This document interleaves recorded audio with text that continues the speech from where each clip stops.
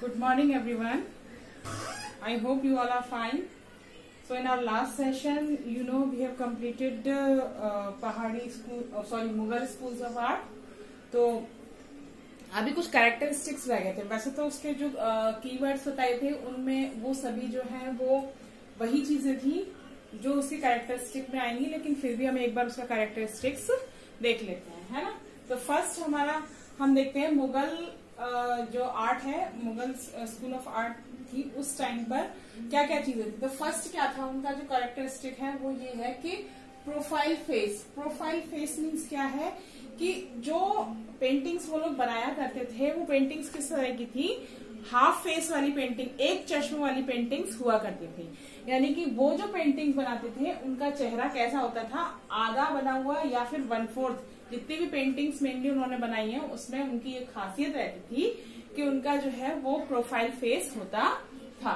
अब दूसरा हमारा क्या आ रहा है यहाँ पर, डेकोरेटेड बॉर्डर. तो आपने स्टार्टिंग से सुना है कि जो मुगल आर्ट्स की जो पेंटिंग थी वो पर्शियन पेंटिंग से बहुत ज्यादा प्रभावित थी. तो वो क्या, उनके जो बॉर्डर बनाया करते थे हर पेंटिंग का, वो बॉर्डर बहुत ही खूबसूरत होते थे. और कई बार क्या होता था कि ये जो बॉर्डर्स बनाया करते थे वो बॉर्डर इतने ज्यादा खूबसूरत होते थे कि जो उसकी मेन पेंटिंग होती थी उसको वो दबा देते थे. यानी कि उनकी जो मेन पेंटिंग थी वो नजर नहीं आती थी. उसमें क्या दिखाई देता था, उसमें जो बॉर्डर होता था वो हाईलाइट हो जाया करता था. अब नेक्स्ट हमारा क्या है, रॉयल स्प्लेंडर. यानी क्योंकि वो राजा महाराजाओं के टाइम की, यानी अकबर के टाइम की या फिर मुगल के जो राजा थे उनके टाइम की पेंटिंग्स होती थी. तो उसमें क्या, उन सारी पेंटिंग्स में उन्हें बनवाता कौन था, राजा महाराजा. तो रॉयलिटी दिखती थी उनमें. तो जो रॉयल वो टाइम होता था ना, रॉयल टाइम पीरियड, वो उनका उसमें दिखाई देता था. ठीक है. तो मतलब इस तरह की पेंटिंग्स बनाया करते थे जो कि बिल्कुल रॉयल होती थी. उसमें रॉयल्टी नजर आती थी कि हाँ ये किसी राजा की, महाराजा की या उससे रिलेटेड कोई पेंटिंग है. अब नेक्स्ट हमारा क्या है, हिस्टोरिकल सीन. ठीक है. तो ये क्या, हिस्टोरिकल सीन ज्यादातर प्रेजेंट करते थे, जैसे कि वो युद्ध वगैरह करते थे या फिर वो कुछ और करते थे, वो सारी चीजें वो इसके अंदर प्रेजेंट करते थे. कहीं युद्ध का दिखाया करते थे या फिर उनकी फैमिली में कुछ हो रहा है तो उसको प्रेजेंट करते थे. यानी जो भी कोई हिस्टोरिकल सीन होते थे वो यहाँ प्रेजेंट करते थे. फिफ्थ उनकी जो क्वालिटी है वो है फाइन लाइन ड्राइंग. यानी कि उनकी लाइंस इतनी फाइन हुआ करती थी, वो इतनी खूबसूरत लाइनें बनाया करते थे उसके अंदर कि उससे उनके एक्सप्रेशन नजर आते थे. यानी जो लाइंस बनाते थे उससे उनके एक्सप्रेशन नजर आते थे. अब है हमारा नंबर 6, पोर्ट्रेट पेंटिंग्स. अब क्या था नंबर 6 पे कि हमारे वो उस टाइम के जो राजा महाराजा थे उनको पोर्ट्रेट्स बनवाने का बहुत शौक था. यानी वो पोर्ट्रेट्स सबसे ज्यादा जो था वो पोर्ट्रेट्स बनवाया करते थे और वो अपनी पोर्ट्रेट्स यानी खुद की पोर्ट्रेट्स बहुत ज्यादा बनवाया करते थे, है ना. अब आ रहा है गारमेंट्स. तो गारमेंट्स कैसे होते थे, उनके ऑर्नामेंटेड होते थे. जैसे लेडीज का अगर वो दिखा रहे हैं तो उसमें लहंगा चुन्नी था, या अगर वो जेंट्स का दिखा रहे हैं तो उसमें वो चूड़ीदार पजामा या अंगरखा टाइप की जो ड्रेस होती थी उसको वो पहना करते थे. अब अभी हमारा नेक्स्ट है वो है हमारा रिलीजियस थीम. यानी कि वो जो भी कुछ पेंटिंग बनाते थे उनमें उनकी जो थीम होती थी वो कुछ रिलीजियस होती थी. जैसे कि वो रामायण है, महाभारत है या फिर इससे रिलेटेड कोई और वो है, उनकी पिक्चर्स को वो बनाया करते थे. अब है डिपिक्शन ऑफ नेचर. यानी उनकी पेंटिंग्स में आपको नेचर का जो भी पिक्चर बना रहे हैं, वो किसी को ऐसा भी सीन प्रेजेंट कर रहे हैं उसमें वो नेचर को या प्रकृति को जरूर दिखाते थे, जरूर प्रेजेंट करते थे, है ना. अब ये है ऑर्नामेंटल डिजाइन. यानी कि उनके जो डिजाइन होते थे या जो पेंटिंग वो बना रहे हैं उसमें छोटी छोटी डिटेलिंग करते थे. वो कोई भी पेंटिंग बनाते थे तो उसकी ड्रेस को ऑर्नामेंट कर रहे हैं, उसमें जितने भी उन्होंने वो कैरेक्टर बनाए हैं उस कैरेक्टर की छोटी छोटी ड्रेस दिखा रहे हैं तो ड्रेस में है, या फिर वो कहीं बॉर्डर दिखा रहे हैं तो उस बॉर्डर को ऑर्नामेंटेड करते थे. या फिर वो अगर कोई महल बना या कोई सिंहासन बना रहे हैं तो सिंहासन को, यानी पेंटिंग में जो भी चीजें बनाई जाती थी वो सभी चीजें जो है वो ऑर्नामेंटेड होती थी. अब है एक्सप्रेशन ऑफ आइडिया. यानी कि 11 नंबर उनका ये था, उनकी एक क्वालिटी ये भी थी उनकी पेंटिंग्स की कि उनके जो पेंटिंग में फेस पर से एक्सप्रेशन नजर आते थे. यानी आपको उनकी पेंटिंग्स देखकर ये पता चल जाता था कि इस पेंटिंग में जो व्यक्ति दिखाया गया है वो सैड है या हैप्पी है या फिर कोई और रीजन है जिसकी वजह से वो परेशान है या कुछ भी है. ठीक है. अब है गोल्डन एंड सिल्वर कलर। तो आपको पता है कि इसमें एक तो बॉर्डर को वो लोग बहुत ऑर्नामेंटेड करते थे, दूसरा उनकी ऑर्नामेंटेड डिजाइन थी, ऑर्नामेंटेड ही उनके गारमेंट्स हुआ करते थे। तो इसके लिए वो गोल्डन और सिल्वर कलर, क्योंकि राजा महाराजा जो है वो ज्वेलरी पहन रहे हैं तो गोल्डन और सिल्वर कलर की या जो भी, तो इन सब के लिए वो गोल्डन और सिल्वर कलर का ज्यादा यूज करते थे। अब है द यूज ऑफ कैलीग्राफी, यानी ये आपको पता है कि मुगल काल में जो भी पेंटिंग्स बनी है वो मिनिएचर पेंटिंग्स थी, है ना। तो मिनिएचर पेंटिंग्स किस तरह की छोटी छोटी पेंटिंग्स हुआ करती थी। तो उस पेंटिंग में, यानी इस टाइम पीरियड से पहले जो पेंटर होते थे वो अपना नाम पेंटिंग पर नहीं लिखते थे, लेकिन जब मुगल काल में पेंटर्स आए तो उन्होंने अपनी पेंटिंग्स पर अपना नाम लिखना शुरू किया, यानी कैलीग्राफी करनी उस पर शुरू की। कुछ भी लिखना होता था वो उसके ऊपर लिखते थे। अब डिपिक्शन ऑफ एनिमल, तो एनिमल का डिपिक्शन भी ये लोग करते थे। एनिमल्स की पेंटिंग, एनिमल या बर्ड की पेंटिंग बनाते थे। तो उनमें से एक पेंटिंग आप लोगों के सिलेबस में भी है जो आपको अभी पढ़नी है, ठीक है। अब है नेचुरल कलर, यानी वो उनके जो कलर्स होते थे वो भी बहुत नेचुरल हुआ करते थे। तो वो क्या करते थे, यूज पहले तो स्टार्टिंग में जब शुरू में उन्होंने पेंटिंग बनानी शुरू करी मुगल पीरियड में, तो वो लोग फ्लैट कलर्स भरा करते थे, है ना। लेकिन फिर धीरे धीरे उन्होंने क्या किया, फ्लैट कलर को शेड देकर शेडेड कलर से अपनी पेंटिंग्स बनानी शुरू करी। और लास्ट इनका है क्राउडी सीन, यानी आप जो मुगल काल की पेंटिंग्स देखेंगे उसमें बहुत सारी भीड़ देखेंगे। पेंटिंग में वो सिंगल, यानी वो तो बना ही रहे, पोर्ट्रेट वगैरह बना रहे हैं तो ऑब्वियसली उसमें सिंगल ही बनेगा, लेकिन इसके अलावा जो उनकी मेन पेंटिंग्स बनती थी उसमें बहुत ज्यादा भीड़ दिखाई जाती थी। आप जैसे दारा शिकोह की शादी वाला देखोगे, या फिर कृष्णा लिफ्टिंग माउंटेन वाली पेंटिंग देखोगे, तो या फिर बर्थ ऑफ सलीम देखोगे, तो इस तरह की जो भी पेंटिंग्स हैं उन सारी पेंटिंग्स में क्या है, आपको क्राउड नजर आए कि मुगल आर्ट की कौन कौन सी पेंटिंग्स हमको पढ़नी है ना। तो फर्स्ट पेंटिंग हम पढ़ रहे हैं कृष्णा लिफ्टिंग माउंट गोवर्धन, यानी एक पेंटिंग है जिसमें जिसकी कि नाम से ही आपको दिखाई दे रहा है कि इसमें क्या है कि ये उस टाइम पीरियड की स्टोरी है जब भगवान विष्णु नाराज हो गए थे और उन्होंने तेज बारिश कर दी थी। तो अपने गोकुल धाम को बचाने के लिए वो कृष्ण भगवान ने गोवर्धन पर्वत को उठाया था और पूरे गोकुल के लोग उसके नीचे आ गए थे, ठीक है। तो वो इसके अंदर, इस पेंटिंग के अंदर दिखाया गया है वो वाला सीन। तो अभी हम पढ़ते हैं कि इसके आर्टिस्ट कौन है। इसके आर्टिस्ट हैं मिस्किन। कौन है इसके आर्टिस्ट? मिस्किन। और इसका पीरियड जो है इस पेंटिंग का वो है 1585 AD। और जो ये किससे रिलेटेड है, ये है अकबर स्कूल ऑफ आर्ट से रिलेटेड है, ठीक है। अब बाकी सारी पेंटिंग्स की तरह ये पेंटिंग भी वाटर कलर से बनी हुई है और पेपर पर ही बनाई गई है। और बाकी सारी पेंटिंग्स की तरह सेम ये भी नेशनल म्यूजियम, यानी आपको जितनी भी पेंटिंग्स हैं वो आपको जो कहाँ देखने को मिलेंगी, वो ज्यादातर पेंटिंग्स जो हैं वो आपको national museum of new Delhi पर देखने के लिए मिलेंगी, ठीक है। अभी ये तो इसका ये हो गया। अब इसका सब्जेक्ट मैटर क्या है, तो सब्जेक्ट मैटर आपको पेंटिंग्स देखकर ही पता चलता है। तो आप इसमें क्या लिखेंगे कि ये जो पेंटिंग है वो किस पर है, this story is based on Lord Krishna. भगवान कृष्ण की स्टोरी के ऊपर ये स्टोरी बनाई गई है। और फिर क्या है, और थीम इसका जो है वो कहाँ से लिया गया है, इस पेंटिंग का जो थीम है वो भगवत पुराण से लिया गया है, ठीक है। और स्टोरी कहाँ की है, ये स्टोरी है गोकुल की, ठीक है। अब हम इसके बारे में क्या लिखेंगे, इस पेंटिंग का डिस्क्रिप्शन बताएंगे। तो हमारा डिस्क्रिप्शन इसका क्या है कि ये जो पेंटिंग है वो एक वर्टिकल पेंटिंग है, ठीक है। जो पेंटिंग जो बनी हुई है वो कैसी बनी हुई है, वो वर्टिकल पेंटिंग बनी हुई है, ठीक है।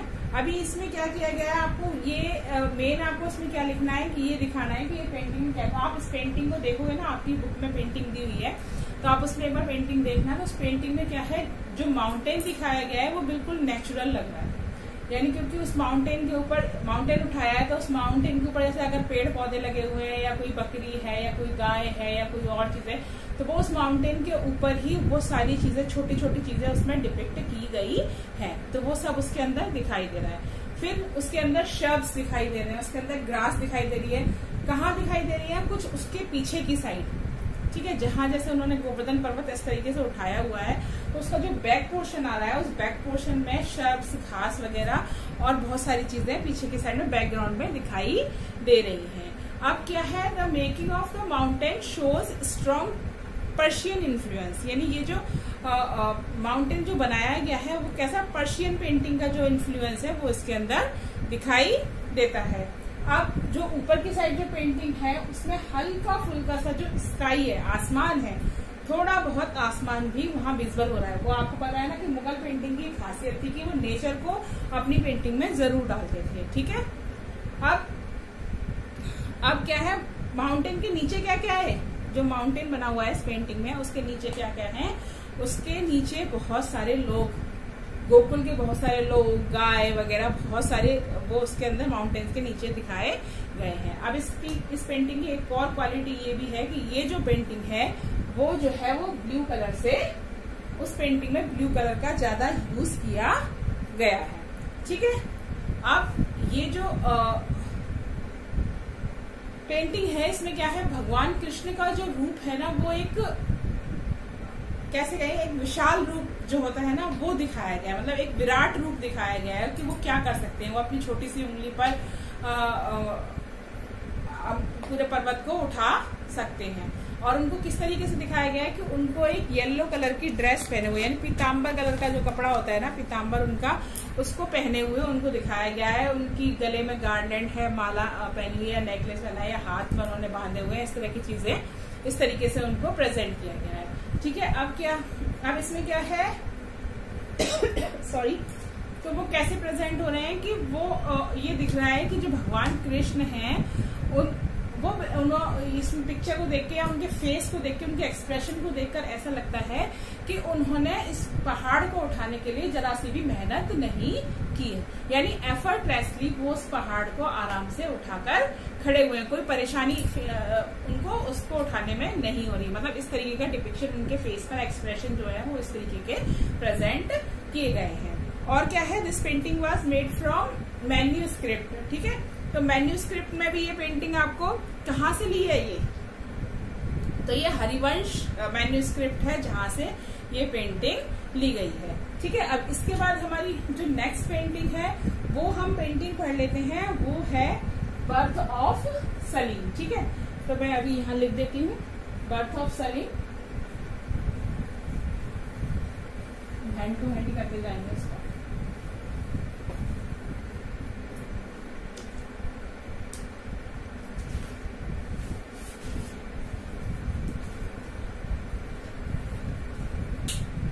हमारी नेक्स्ट पेंटिंग है बर्थ ऑफ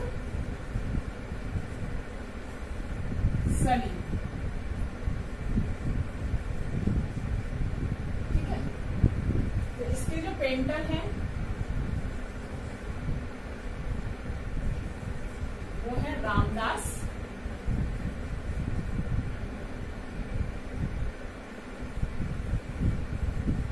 ठीक है, फिर ये भी वही अकबर के पीरियड में बनी हुई है, Akbar school of arts, same water colour,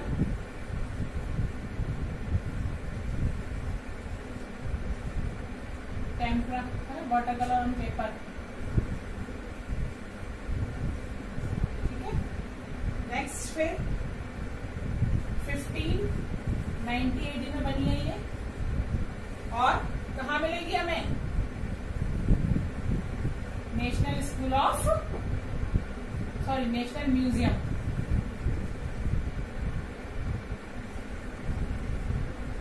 new Delhi. ठीक है, मतलब आपको 2-3 चीजें ही याद करनी है हर पेंटिंग में, बाकी ये सारा डिस्क्रिप्शन जो है वो तो सेम ही हो जाएगा। सिर्फ 2-3 चीजें हैं जो आपको पढ़नी है इसके अंदर, देखनी है इसके अंदर कि ये क्या है। ठीक है, तो अभी हम देखते हैं इसके बारे में, बर्थ ऑफ सलीम पेंटिंग में हमारी नेक्स्ट है बर्थ ऑफ सलीम। तो इसके पेंटर जो है वो है रामदास, और ये भी अकबर स्कूल ऑफ आर्ट्स के टाइम पर बनी हुई है, वाटर कलर से बनी हुई है, और 1590 सॉरी यहाँ मैं लिखना भूल गई हूँ, 1590 AD में बनी है, और नेशनल स्कूल ऑफ म्यूजियम में ये रखी हुई है। ठीक है, अब क्या है इसका सब्जेक्ट मैटर, तो एज यू नो इसका नाम क्या है, बर्थ ऑफ सलीम। तो ये सलीम के बर्थ के ऊपर बनी हुई एक पेंटिंग है, यानी राजा अकबर के जब पुत्र पैदा हुआ सलीम, तो उसके टाइम पर ये पेंटिंग बनाई गई और इस पेंटिंग में वही सब कुछ दिखाया गया है ना। तो theme of this painting is based on the episode of Akbarnama. तो ये क्या है, ये जो पेंटिंग जो है वो उनकी, जैसे राजा महाराजाओं को इनको शौक था कि अपने बारे में कुछ किताबें पुस्तक छपाया करते थे। तो जो एक पुस्तक थी अकबरनामा, उस पुस्तक में ये पेंटिंग है, वहां से ये पेंटिंग ली गई है। ठीक है, और ये किस ओकेजन की पिक्चर है, ये है सलीम के बर्थ की पिक्चर, जिस समय की सलीम का बर्थ हुआ था। ठीक है, अब हमारा नेक्स्ट है डिस्क्रिप्शन इसका। तो इसके डिस्क्रिप्शन में क्या बताया गया है कि ये एक बहुत ही सुंदर मिनिएचर पेंटिंग है, जैसा कि है ना आपको दिख रहा है, मुगल स्टाइल की। ठीक है, फिर इसके बाद क्या है, सम ऑफ, अब इस पेंटिंग में क्या दिखाया गया है कि इस एक्चुअली जो पेंटिंग है वो 3 पोर्शन में बनी हुई है ना। इसके 3 पोर्शन दिए गए हैं। तो जो फर्स्ट ऊपर वाला पोर्शन है उसमें हम सलीम के बर्थ की वो दिखा रहे हैं कि यहाँ सलीम का बर्थ हुआ है और कोई लेडी है जो छोटे बच्चे को लेकर अपने गोदी में बैठी हुई है, वो सारा डिपिक्शन ऊपर की साइड उन्होंने दिया हुआ है। फिर उसके बाद क्या है, तो अभी इसमें क्या रॉयलिटी दिख रही है, रॉयल लुक दिखाई दे रहा है पिक्चर में पूरा, मतलब उन्होंने इस तरीके से महल वहल और वो सारी चीजें बनाई हुई है। फिर उसके बाद क्या हो रहा है, जो इसका सेकंड पार्ट आ रहा है, उस सेकंड पार्ट में उन्होंने क्या किया है, वो यानी दरबार के कुछ लोग जो हैं वो सेकंड पार्ट के अंदर शहनाइयां, जो म्यूजिशियन है वो शहनाई बजा रहे हैं, ड्रम बजा रहे हैं, या कोई और इंस्ट्रूमेंट अगर उनके पास है म्यूजिकल, तो वो उसको वहां बजाकर ये खुशी जाहिर कर रहे हैं कि हाँ उनके यहाँ कोई सलीम एम्परर के यहाँ पर एक पुत्र पैदा हुआ है ना। फिर ये क्या है, तो ये क्या टिपिकल एग्जाम्पल है ये किस चीज का, कि एम्परर की कोर्ट में क्या होता था, मतलब उस टाइम एम्परर के टाइम में किस किस तरीके के फीचर्स थे।